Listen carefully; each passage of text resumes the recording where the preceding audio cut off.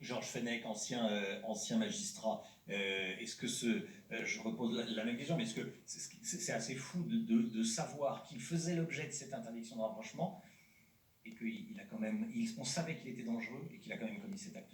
Oui, ce qui montre que les mesures qui ont été prises n'étaient pas suffisantes. La réalité nous montre malheureusement de manière tragique. Mais le fonctionnement de la justice, c'est quoi? Il y a une peine qui est prononcée, 18 mois, dont 9 mois avec sursis. Et il est libéré à mi-peine. Il est en libération conditionnelle. C'est le principe de notre fonctionnement juridictionnel. Et la libération conditionnelle permet précisément d'avoir ces mesures d'injonction, d'interdiction, etc. Mais dans ce cas d'espèce, on peut quand même s'interroger sur le fait que cet individu avait des armes.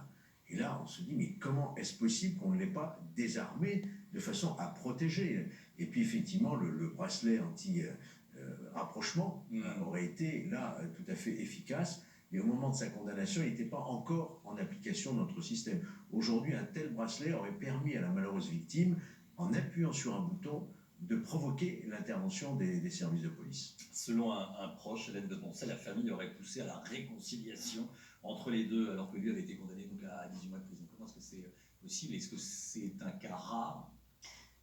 Non, en fait, parmi les actions que nous, on entreprend, on veut vraiment que les familles prennent conscience de la dangerosité des situations.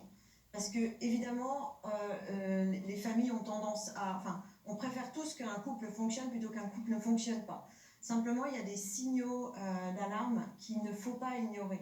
Je veux dire, un homme qui a un historique de violence, ça fait partie des critères qui mènent au féminicide. Pas à chaque fois, mais ça fait partie des critères.